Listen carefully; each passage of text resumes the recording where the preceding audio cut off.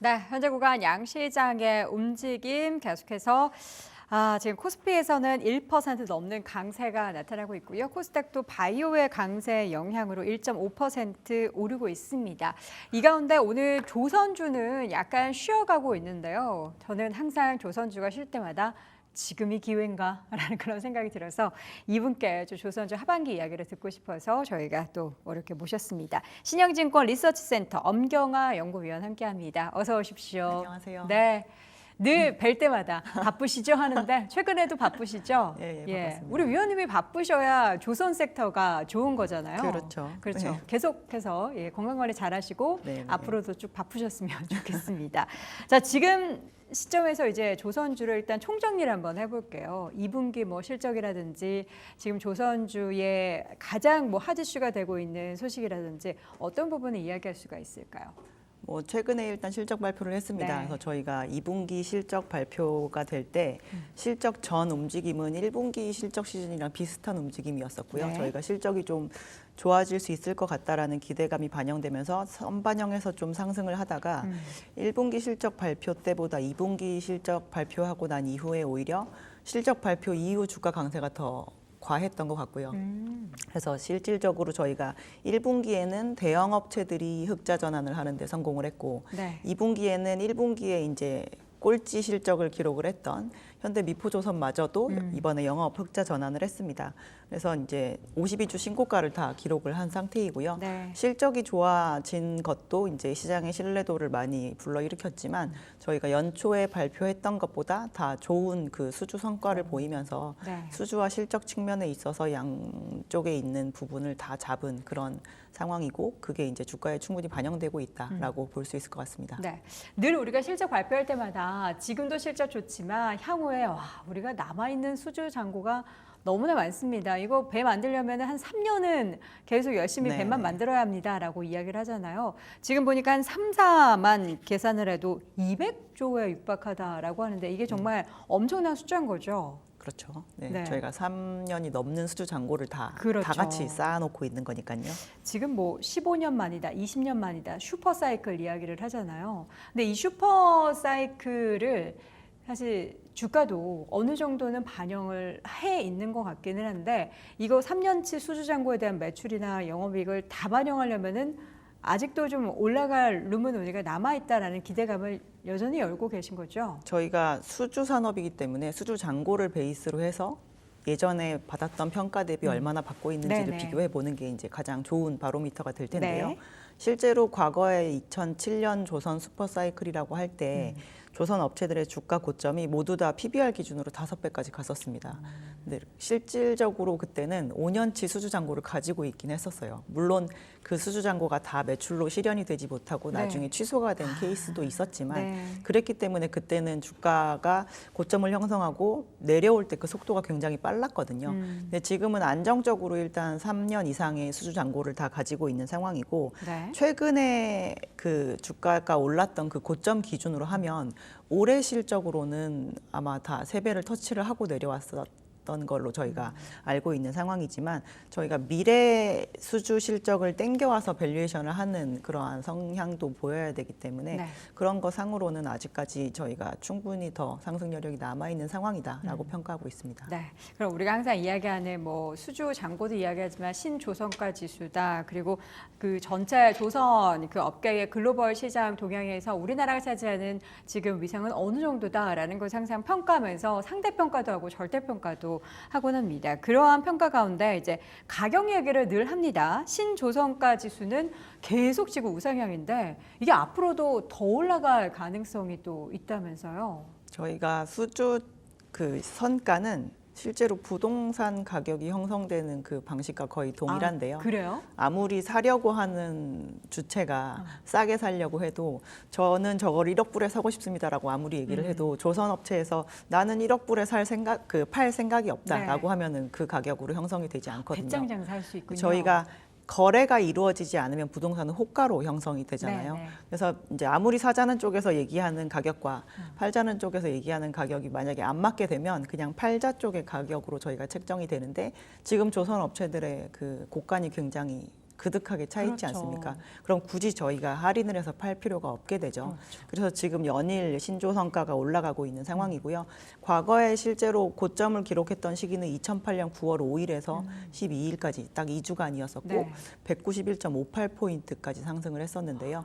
최근에는 이제 188포인트가 조금 넘어서는 숫자이기 때문에 네. 절대 수치 기준으로 해서는 거의 근접한 상황이고 저희가 수주를 할 때는 달러로 수주를 하는데 생각해 보면 그때 당시 조선이 호황이라서 저희가 환율이 굉장히 낮았거든요. 왜냐하면 조선 업체들이 외환 시장에 대단히 큰 손이라서 네. 선물한 매도를 계속함으로 인해서 환율이 낮을 때는 900원대까지 내려갔었습니다. 근데 지금은 1,300원대 환율을 유지를 하고 있기 때문에 원화 기준 성과로는 지금 훨씬 더 높은 가격으로 수주를 하고 있고 수주 잔고가 충분한 이상 아마 빠른 시일 내에 저희가 가격을 낮춰가면서까지 이 계약을 성사시킬 이유가 없다라고 보셔도 될 것 그 같습니다. 환율 말씀해 주셔서 그런데 이제 앞으로 달러의 강세가 이제 좀 차츰 줄어들 것이다라고 하면은 이제 수출기업 입장에서는 돈을 어쨌든 고환율에 빨리 받는 게 좋잖아요.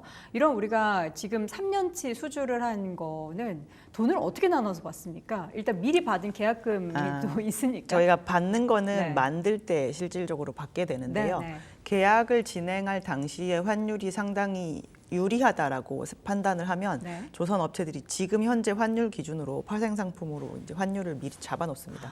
그래서 한 80% 정도 요즘에는 이제 해지를 한다라고 표현을 하더라고요. 그래서 실제로 현금이 왔다 갔다 하는 거는 만드는 시점에 왔다 갔다 하게 되지만 이미 이제 지금 이 1,300원대 환율을 충분히 누리기 위해서 상품으로 다 막아놓은 상황이다라고 보시면 그러면 될 이제 것 같아요. 파는 우리 입장에서는 상품을 막아둔 1,300원을 기준으로 해서 향후에도 돈을 그때 받게 되면은 이 가격을 계속 유지해서 받을 수 그 있는. 가격으로 이제 실현이 되는 거죠. 네. 좋네요. 네. 사실 수출 기업들 뭐 자동차도 그렇고 반도체도 그렇고 근데 다른 산업도 이런 식의 구조를 어떻게 만드나요?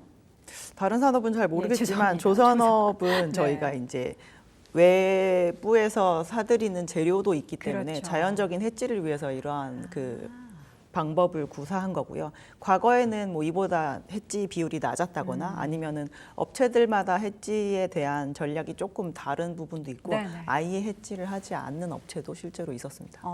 근데 어쨌든 이제 앞으로 환율에 있어서 달러의 약세가 조금 나타난다라고 해서 조선주 이것 때문에 뭐 매출에 영향이 있다 이런 얘기는 안 해도 된다라고 알고 있으면 되겠네요. 뭐 조금은 영향이 있겠지만 뭐 이게 뭐 크게 매출을 크게, 꺾을 만한 네. 요인은 아니다라는 겁니다.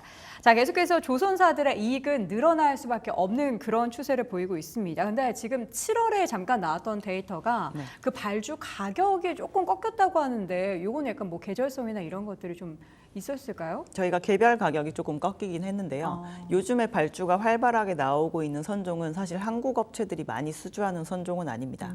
탱커가 굉장히 활발하게 지금 발주가 나오고 있는 상황인데요. 중국의 조선 업체들은 2022년 2분기에도 잠깐 수주 잔고가 고점을 찍고 조금 빠지는 부분이 있었고 네. 올해도 어떻게 보면은 작년에 저희가 신규 수주를 안 하고 넘어간 중국 야드들도 있거든요.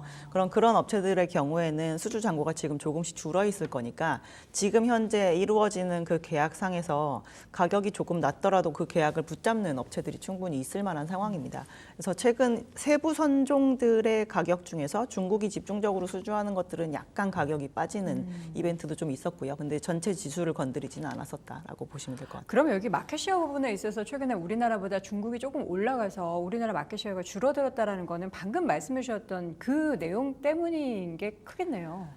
중국이 잘하고 있는 선종이 잘 나오고 네, 있기 때문에 네, 네. 올해 지금 상반기 기준으로 MS가 64%까지 상승을 했고요, 중국이. 근데 우리나라도 전년 대비해서는 지금 높아진 상황인데요. 네.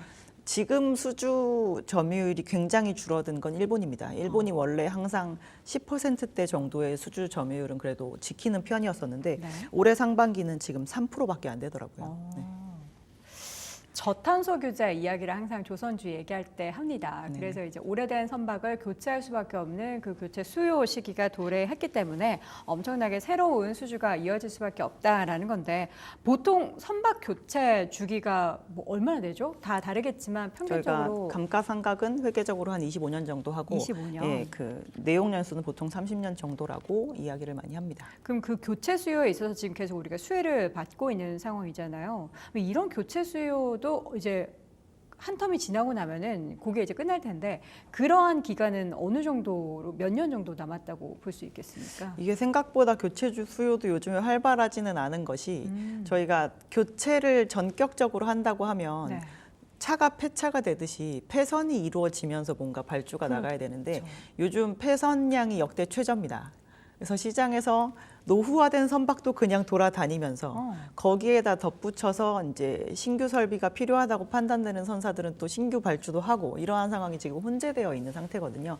근데 저희가 이게 이렇게 된 이유 중에 하나가 이 IMO라고 하는 국제회사기구가 뭔가 저등급 선박에 대한 페널티를 조금 확실하게 해줘야 되는데 그 부분을 조금 뭉뚱그리고 있는 상황입니다. 그래서 이도저도 못하는 상황이 되다 보니 시장의 모든 배들이 다 지금 혼재되어서 돌아다니고 있는 상황인데요. 네. 저희가 등급이 낮다라고 판단을 하는 D등급 이상의 선박의 비율이 굉장히 높거든요.